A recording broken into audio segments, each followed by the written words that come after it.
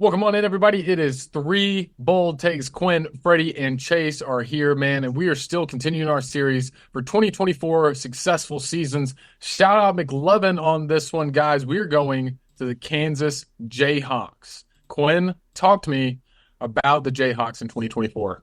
Look, I think it's real simple for Kansas this year. I want to see an 8 to 9 win season out of Kansas, but more so than that, I want to see them beat Kansas State.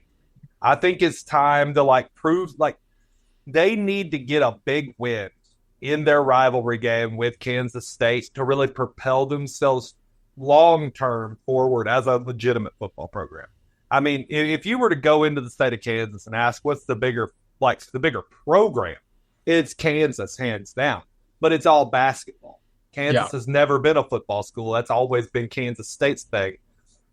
If you want to start legitimizing yourself as a football school at Kansas, you've got to take that crown from what you view as honestly your little brother's school, but who's always been the better football school. So for me, 7, 8, 9 wins, that's a successful year. Only if it's paired with a victory over Kansas State. I think that is the most important thing for the Jayhawks this year, because I'm not going to be the guy who gets on here and says I need a double-digit win season. I don't think Kansas is there yet. But, like I said, keep showing that you're a bowl-eligible level team and overcome your in-state rival. And that, for me, is a successful 2024. Yeah, Quinn, I think you hit the nail on the head for me as well. I've seen a lot of things online about how it's time for Kansas to get to the 10-win mark, for them to win the Big 12 and this and that. And I don't have any hatred toward Kansas. I really don't, because like you said, it's not like they've been a big football school. So there's nothing in me that says I don't like them or I want to see them fail, right? But, however, you still have to have realistic expectations, right? You outlined who the University of Kansas is, and it's a basketball school, plain and simple. And they lucked up. Well, I say lucked up. They had 9 wins last year, which is very good for a Kansas team, obviously. I think that's overachieving what a typical Kansas football team will do, considering they won 2 games just 3 years ago and then 1 game, I think, a couple years before that. So you're used to failure. And when you get a hint of success, all of a sudden what is expected is skyrocketed. And I don't think that's good for Kansas fans. I agree. Eight wins is a very successful year for Kansas. But if you look at their schedule and what they did last year, they had 4 losses last year, 2 of which, one of which was Texas. All right, at Texas they got obliterated. But you beat Oklahoma. So, that's a very solid win. You barely lost to Kansas State. And then another loss that you just can't have is Texas Tech. So, and Oklahoma State. But they're close losses. And I think that's why people, except for the Texas game, every other one of their loss was close losses, 1-score games. So that's why I think some people are like, okay, let's button that up, right? And let's get to the 10-win mark and compete in the Big 12. And I just don't expect that from Kansas. And if I'm a Kansas fan, I'm not expecting that of my program either.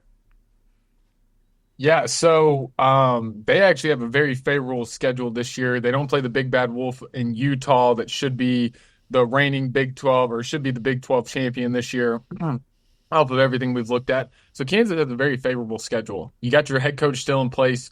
Jalen Daniels, a consistent Heisman guy in the talks every year when he's healthy, is coming back again. And you have a chance here to be a really, really good Kansas team. For me, I think looking at the schedule beforehand, I was going to say 8 wins. But I'm going to go 9. I'm going to go 9 to 10, man. You're out of conference. Lindenwood, Illinois, UNLV to start the season has a chance to be 3-0, 2-1. And then, I mean, your Big 12, West Virginia, TCU, Houston, your rival Kansas State, Colorado, Baylor, BYU. I mean, this is a very good chance for Kansas here. They could potentially over-exceed and go 11 wins potentially with some of these.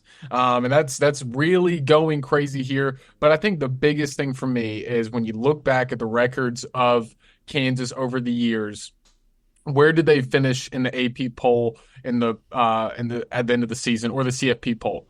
And they've only been ranked at the end of the season once in the last, like, what is this? I think 14 years, 13 years. Finish in the top 25 for me. An elite season, finish in the top 15.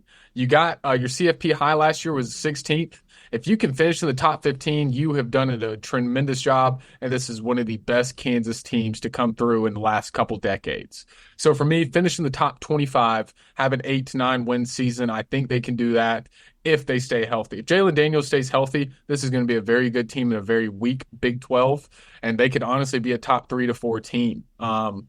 If he gets hurt again and everything, you're going to see the same Kansas that's middle of the pack, 5-4 conference, 5-5 conference that doesn't do too much post that. So, but I got Kansas hopefully staying in the top 25 in the season and being a consistent football school after this season for me. Guys, anything else?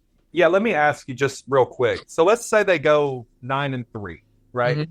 And they drop the West Virginia game, they drop the Kansas State game, and they drop one other higher end Big 12 game. Okay. All right. And they finish, let's give them a hypothetical 23rd. Mm-hmm. Do you really feel like that's, I know we're talking about Kansas and keep in perspective, but there's going to be a lot of turnover after 2024. Yeah, you're so right. what is on your schedule if you go 9-3?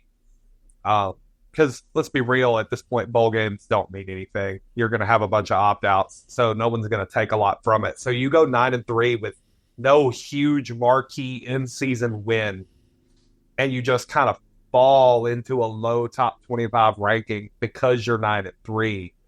What is there to feel good about to build forward when you don't have any of that returning talent? It's actually a great question. Freddie, you got something? Yeah, I was going to say, I think you take away from it that you're not the Kansas of old losing to the worst of the Big 12. Fair. Like, you're at least beating who you're supposed to beat. And, hopefully these games in this theory would be close. So you're at least competing in the games that are coin flips or you shouldn't win, such as Oklahoma last year. Yeah, I think for me is if you finish like that, does Leopold stay around as well? That's another big thing. I've been thinking he's going to jump ship the past 2 seasons because he's done a tremendous job. He's jumped from the first season he was there, he jumped 4 games. And this previous season, he jumped 3 games and winning. So hopefully he makes another jump this year.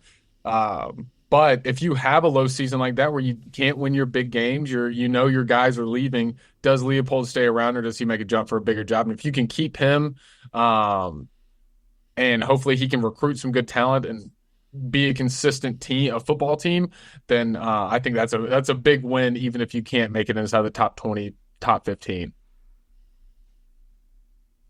Well, guys, I think that's all for our Kansas video. Again, shout out McLovin. I hope you enjoyed this, buddy. We did this specifically for you guys for 3 bold takes. It's Freddie, it's Chase, it's Quinn. Guys, thank you so much for liking, commenting, and subscribing. We love to hear what you have to say.